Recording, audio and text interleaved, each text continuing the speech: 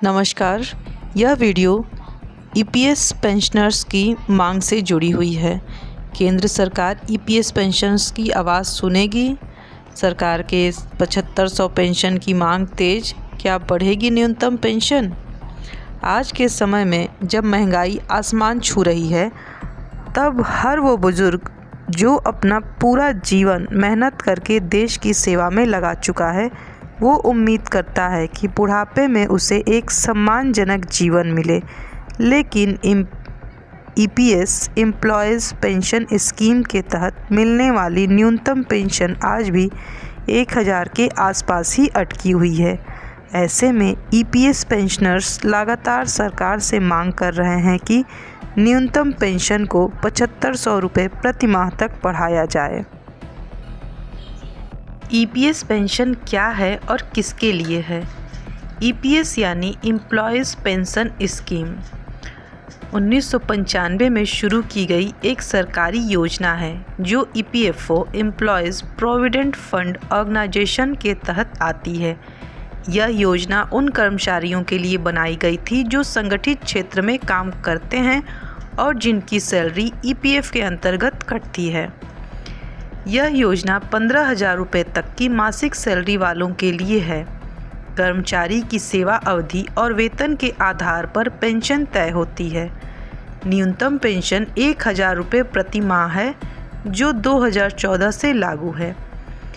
EPS pension 7500 pension की मांग क्यों हो रही है?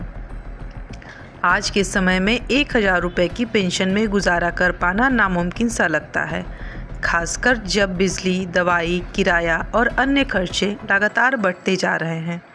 इसी कारण पेंशनर्स संगठन और ईपीएस पेंशन कार्ड धारक, ईपीएस पेंशन धारक कई वर्षों से केंद्र सरकार से न्यूनतम पेंशन को 7500 रुपये तक बढ़ाने की मांग कर रही है।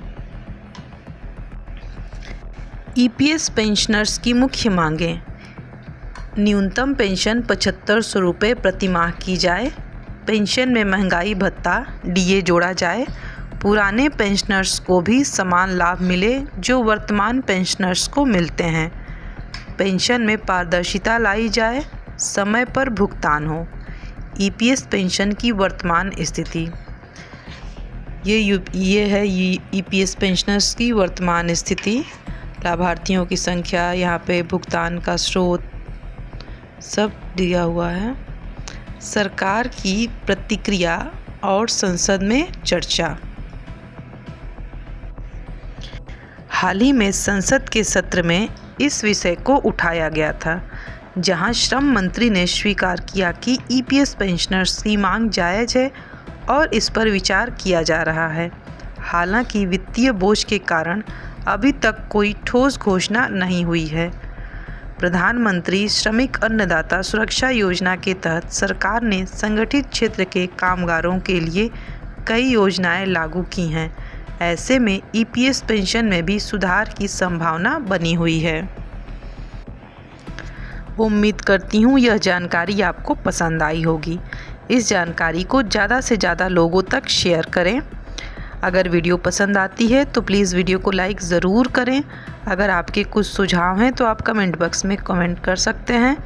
अगर आप मेरे चैनल पर पहली बार आए हैं तो प्लीज़ चैनल को सब्सक्राइब करके बेल आइकॉन को क्लिक कर दीजिए, ताकि इस तरह की बेहतरीन जानकारी आप तक समय से पहुंचती रहे। Thank you.